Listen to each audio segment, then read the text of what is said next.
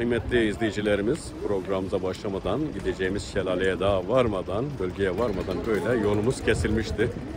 Ağaç tam yolun ortasındaydı. Asfalt yol, ilçeleri birbirine bağlayan yol. Şu anda burada köylüler veya ormancılar yolu açmaya çalışıyorlar. Bizler için hızlandıracaklar biraz. Biz de yolun açılışına biraz yardım edelim dedik.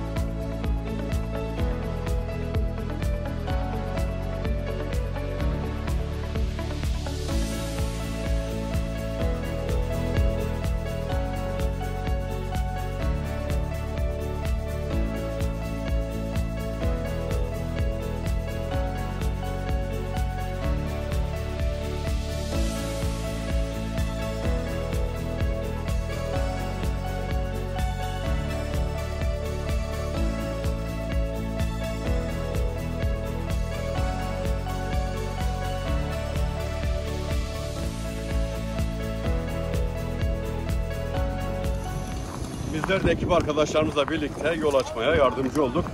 Yolu açtık. Şimdi yolumuza devam ediyoruz inşallah.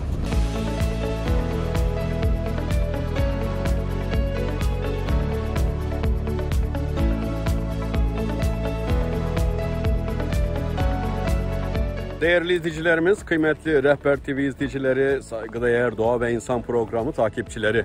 Yeni bir macera, yeni bir programla daha birlikteyiz inşallah. Bu haftaki gezimizde Kahramanmaraş'tayız yine.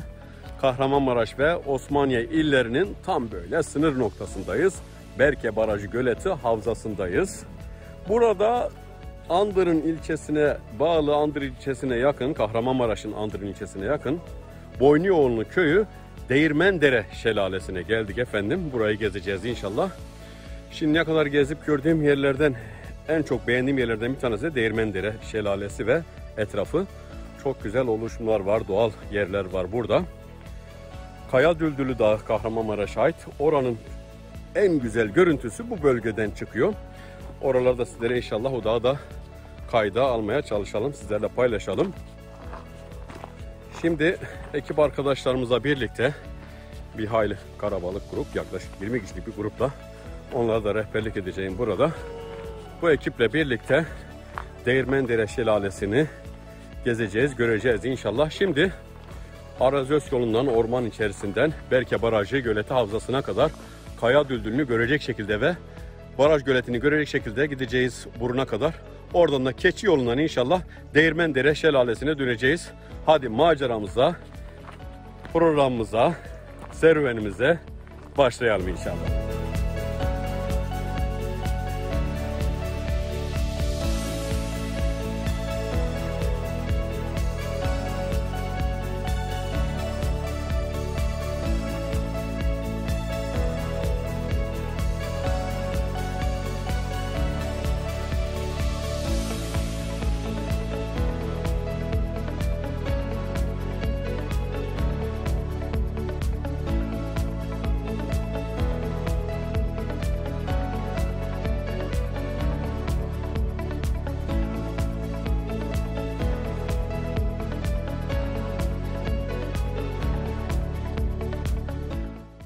Değerli izleyicilerimiz, buraya araba girmez, Arazöz yolu. Traktör girer buraya ve bolca keçilerin gittiği bir yol. Biz de bu yolu takip ediyoruz. Dönüş yolumuz daha dar, daha tehlikeli. Güzel manzaralı eşliğinde programımız devam ediyor.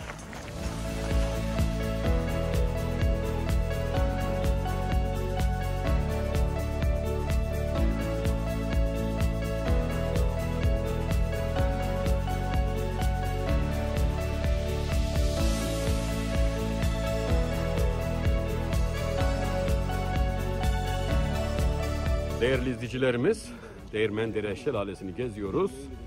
Sol tarafında Kaya Düldülü, buradan güzel manzarası var. Altta görünen gölet de Berke Barajı Göleti. Buradan Adana'ya kadar gidiyor bu su. Biz de buradan biraz fotoğraf ve video alalım dedik çünkü güzel manzara. Devam ediyoruz maceramıza.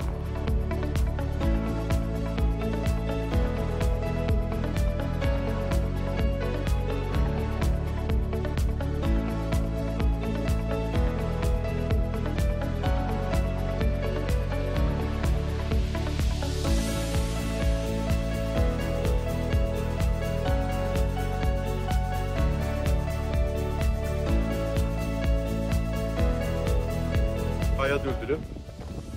Şu görünmekte olan da Boynuyoğlu köyü. Kahramanmaraş, Andırın ilçesine bağlı. Bu güzel manzaralı eşliğinde devam ediyoruz. Arazöz yolu, traktör yolu bitti. Artık keçi yolu başladı. Görüyorsunuz yolumuz artık iyice dağıldı ve daraldı. Taşlık oldu. Buralara zaten katiyen araçla falan gelemezsiniz. Traktör de gelmez buraya. Buraya yan geleceksin veya keçilerle geleceksin. Çobanlar burada çok oluyor. Belki rastlarız çobanlara, keçilere. Bu Kaya Düldülü'nün manzarası eşliğinde bak burada meyve ağacının arasında erik, yaban eriğine meclisinde birkaç tane gördüm. Şurada kaç tane var. Devam ediyoruz yolumuza. Yaban eriği mi? Tespih ağacı mı?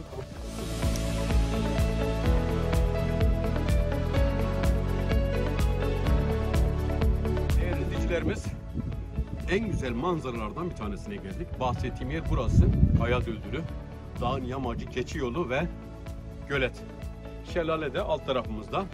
Buradaki bu manzaraya, burada çektiğim görüntülere, fotoğraflara ben şahsen bayılıyorum. Çok mükemmel bir atmosfer var. Çok mükemmel bir fotoğraf alanı var burada. Buraya her geldiğimde burayı gıptayla özlüyorum. Hasretle bekliyorum buraya gelmeyi ve yine geldik. Yine de fotoğraflarımızı, videolarımızı çekiyoruz ve maceramıza Burun'a doğru devam ediyoruz. Hadi buyurun.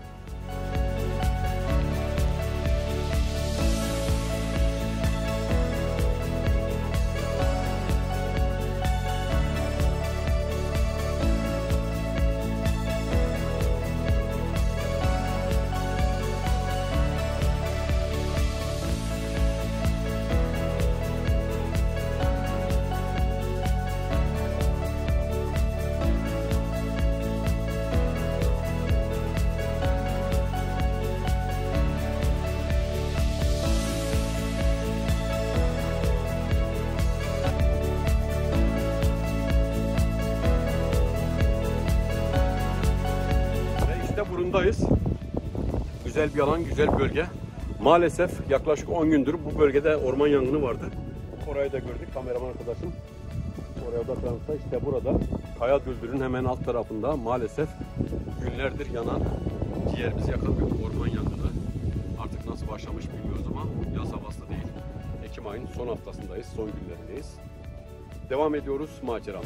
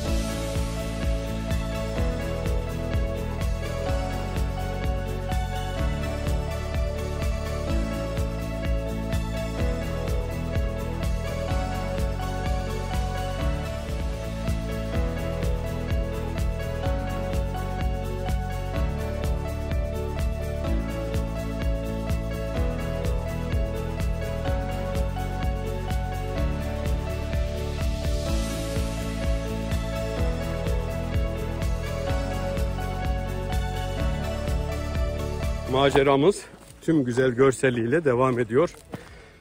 Sık ormanlardan geçiyoruz. Ve işte böyle güzel manzara. Kaya Düldülü'nün oraya geldik. Göleti görüyor musunuz buradan? Bir kısmı görünüyor. Şuradan şöyle bakayım. Bakalım. Evet. Arkada görünüyor. Bir kısmı görünüyor. Tam da şurada. Bakalım ön taraf açıksa biraz daha ilerleyelim. Yoksa buradan dönüşe geçelim inşallah.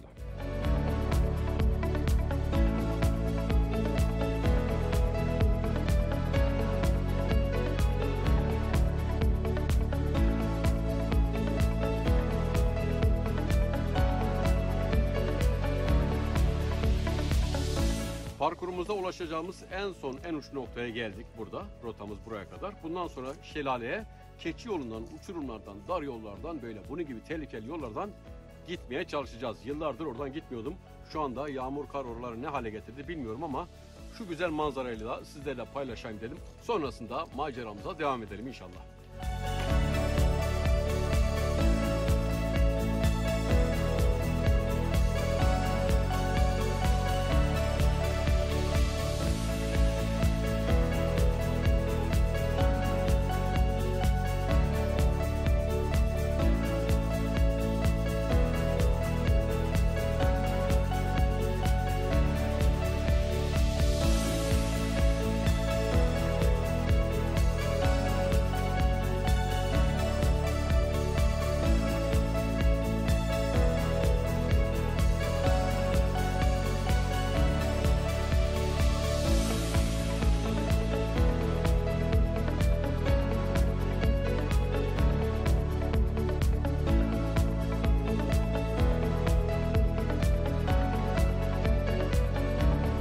Değerli izleyicilerimiz, maceramız dönüşe geçtik. Dönüş yolundayız maceramızın.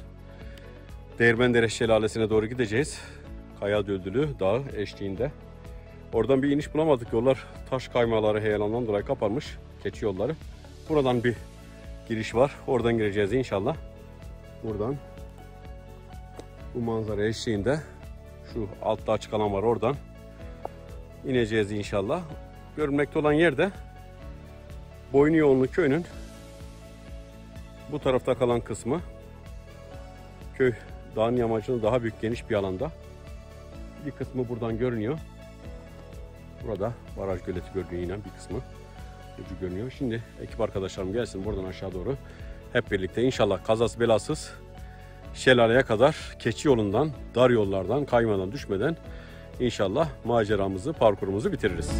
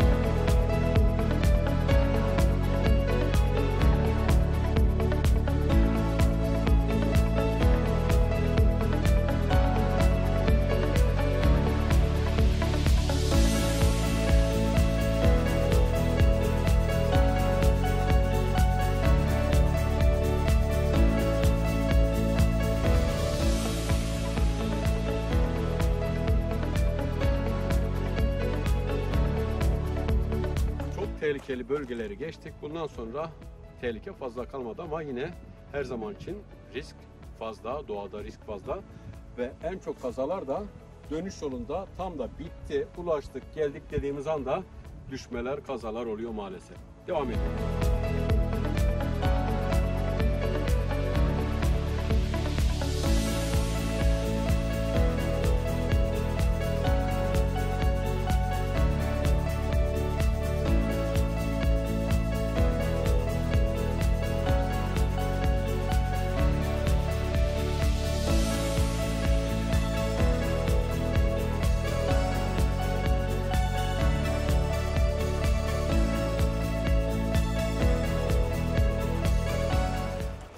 Değerli izleyicilerimiz, şelalenin sesi geliyor.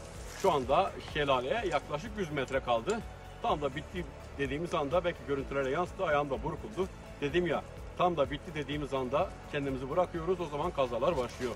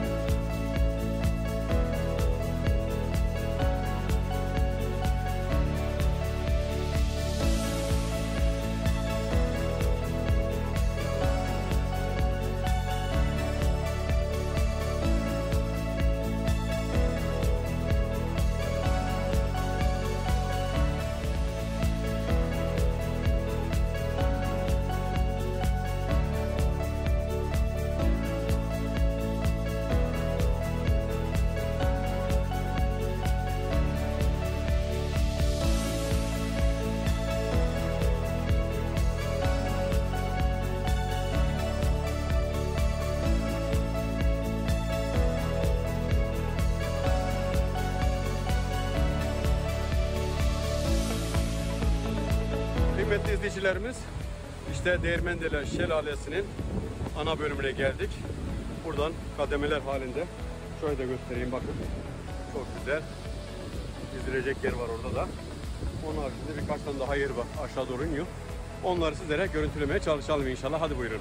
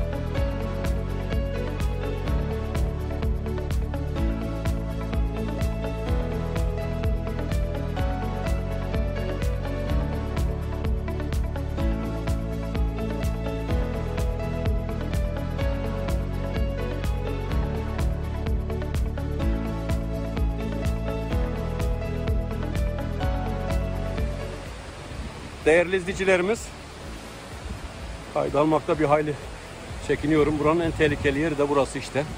Kuyu gibi çok yüksek bir yer. Şimdi buranın derinliğini, mesafesini belirtmek için bir taş atayım buraya. İşte taşımız.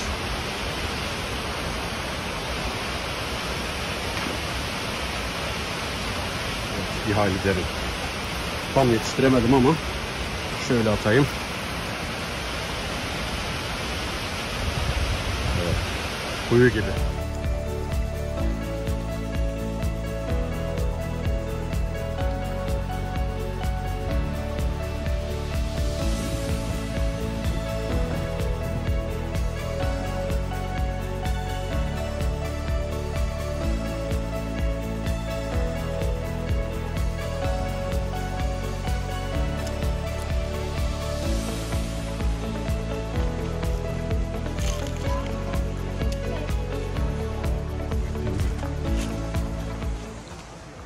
Değerli izleyicilerimiz, Değirmendere Şelalesi'ni gezdik. Şimdi de şelale ismini veren değirmenlerdeyiz. 2 tane değirmen var burada. Belki daha önce de vardı, yıkılmış, kırılmış ama şimdi 2 tane kalmış. İkisi de deforme olmuş, artık kullanılamaz hale gelmiş. Burayı biraz gezelim. Değirmen taşı hala duruyor. Buğdayın veya mısırın döküldüğü yer burası. O borudan gelen tazikli suyla, suyu da yukarıdan almışlar tabii. Suyla bu değirmen taşı dönüyor. Altta çark var, çark dönüyor. Burada üstten de buğdaylar buraya, vetta üstten buradan boşaltılıyor. Yine bir değirmen de burada var. Yani bir çatı var burada ama altında 2 tane değirmen var. 2 tane de diğer yerde var. Görüyorsunuz asırlık kalasları, ağaçları. Yine hakeza bir tane değirmen de burada var. Burasını, şu silindiri görürseniz sanırım burada zeytin falan da çekiyorlarmış anladığım kadarıyla. Yine burada su buradan geliyor. Şurada da sanırım çekilmiş buğdayları falan oraya koyuyorlardı. Bakın şurada çok güzel işçilikler var. Bu güzel taşları buraya düzmüşler. Asırlardır su buradan akıp gitmiş. Ama hala durmuş burada. Şimdi buraya biraz detaylı çekim yapalım. Sonra diğer değirmene gidelim inşallah.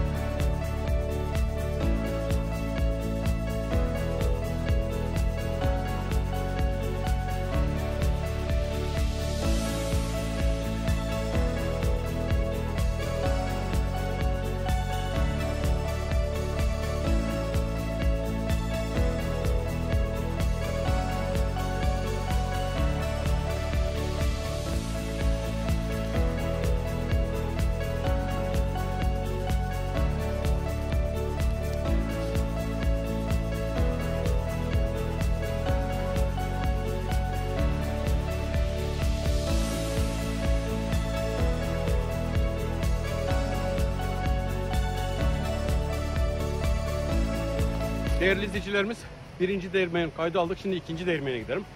Bir ve ikinci değirmen arasında yaklaşık 100 metre mesafe var. Şimdi oraya gidelim inşallah.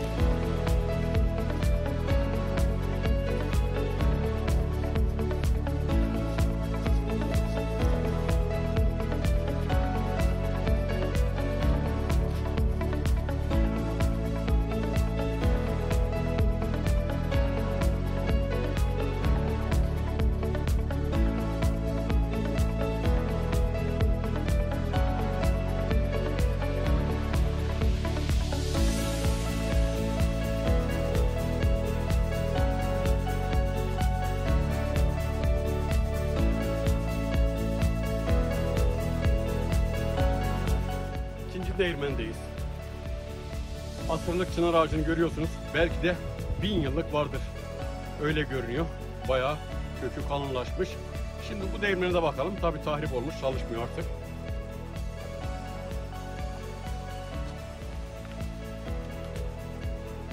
Yine burada silindir var.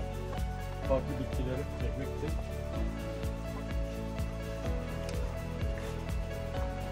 Yine burada da değirmen hala duruyor. Buğday için. Yukarıdan suyu alıp taşlar görüyorsunuz halen sağlam duruyor. Hatta çarklarına bakalım. Taşlara bakalım. Nereden görebiliriz diye bakıyorum.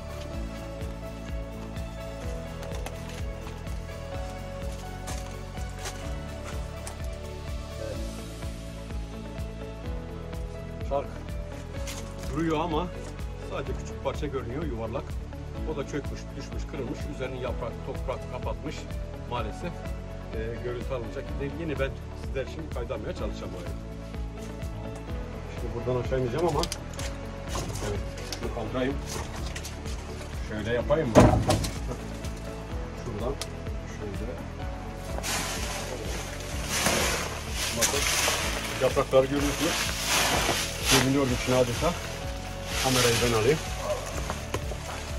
Şöyle. İşte çark değerli izleyicilerimiz. Çark burada kalmış. Çarkın etrafı bakıyorum şöyle, evet. Metal, ortası ahşaptan yapılmış. Bayağı işçilikli bir çark. Duvarları görüyorsunuz. Bayağı bir işçilik verilmiş, yapılmış zamanında. Suyun, tazdikin vurduğu izlerde ve kireçleşmiş taşlar görüyorsunuz. Yine asırlık ağaçları, kalasları görüyorsunuz. Birkaç yüzyıl daha gidecek gibi duruyor bu yapı. Ama şimdi yerinde, yerler bile esmiyor. Kurumuş. Örümceklere, bir takım hayvanlara yuva olmuş burası. Çıkıyoruz buradan da.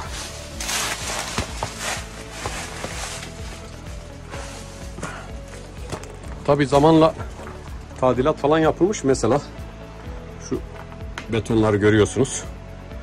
Bunlar sonradan yapılmış şeyler. Çünkü çok eski bir bölge burası. Bölgenin tüm değirmen öğütme işlerini buradan yapıyorlarmış. Şuradan da suyun tazdiki oradan geliyor. Bakın orada bir boru.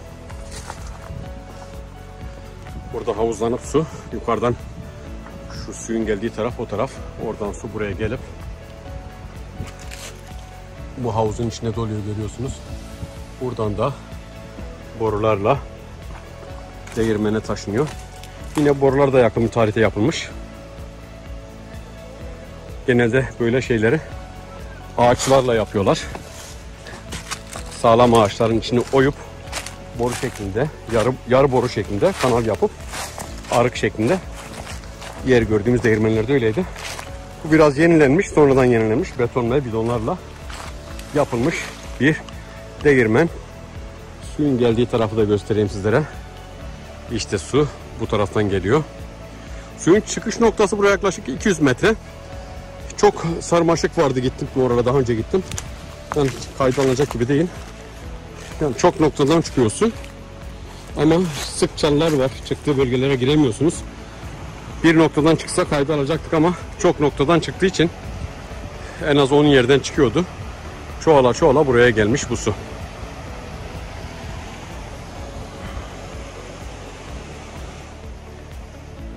Değerli izleyicilerimiz, buradaki maceramız bu kadar. Şimdi ihtiyaçlarımız için, yemek yemek için, dinlenmek için aracın yanına çıkacağız. Araç buraya kadar inmezmiş. Bir arkadaş saldık oraya. Yol uygun değilmiş. Biz aracın çıktığı olduğu bölgeye, hakim bölgeye gideceğiz. Orada su yok ama burada su vardı. Ama oranın da manzarası güzel. Orada yemek ihtiyaçlarımızı vesaire ihtiyaçlarımızı giderip programımızı sonlandıracağız. Biraz da görüntü oradan alabilirsek alalım.